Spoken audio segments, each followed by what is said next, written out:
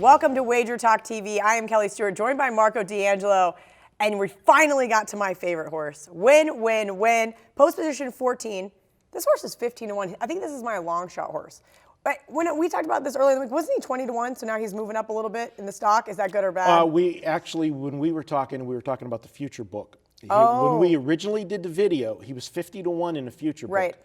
That was right after he won the Bluegrass, right? Yeah, we finished second in the Bluegrass. We talked about it, and I pointed out how bad of a trip he got in that. 2 days later, after our video, he was down to 25-1 in the future book. Went from 50-1 to 25-1.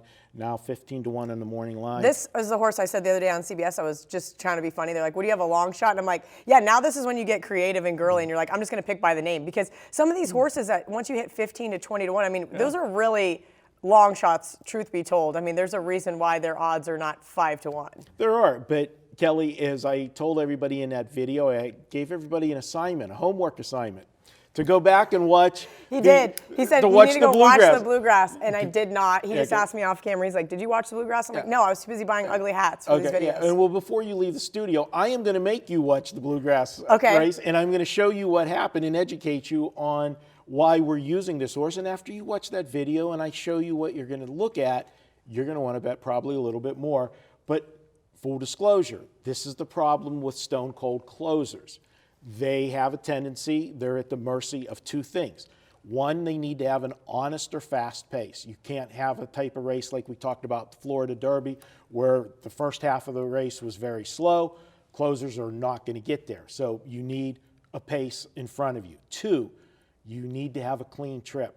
You know, too often you'll be bobbing and weaving. Okay, then I'm going to stop you right there. 3 days ago, there was a 20% chance of rain. Yeah, it's going to be muddy. Weather forecasts right now are not looking good. They originally said Friday was going to be the bad day, and they thought it would clear up. And I know you don't mean clean trip based on like not covered in mud. I know you mean like a nice, smooth, you don't have any errors. Yeah, right. You don't have to be stopping and starting. But does the mud, if it is really muddy, affect having a clean trip? Well, you obviously won't, like you said, have a clean trip, but it is a key thing about the mud. Closers are going to take the most mud. They're at the back of the pack. Some horses don't like mud in their face. Do you like mud in your face? It depends. I've been at a few bars that, you remember when you used to have mud wrestling, and sometimes it would just fling around a little bit. You would get it. So, but I'm just going to keep my comments to myself. Yeah. Okay. Have you ever been involved in mud wrestling, Kelly? Hashtag college memories. Yeah. Okay. Because bars gave prizes to the winning mud. So anyway, win. My favorite horse. Go back, watch the Bluegrass Stakes. Just focus on him the entire race. You will see what happened to him.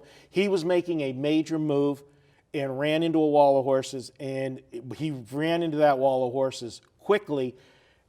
The jockey had to grab the reins. That's called checking him. He grabbed the reins, grabbed a hold of him. He had to grab him so severe, the horse actually threw his head up in the air, lost all momentum. But here's what I like about it. Most horses... No, wait, is that going to be the same jockey that's riding here? It is going to be the same jockey. It wasn't his fault. The hole closed. He was trying to shoot for a hole that closed on him, and he had to grab the horse.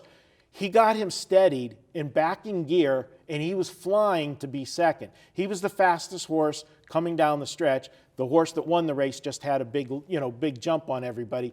But if he gets that same type of momentum and move that he was going and gets to sustain it, not stop and start, this is a horse that can reach. And a couple of years ago, you talked about the money we made 2 years ago. It was all made because of a horse like this. The name of the horse was Looking at Lee.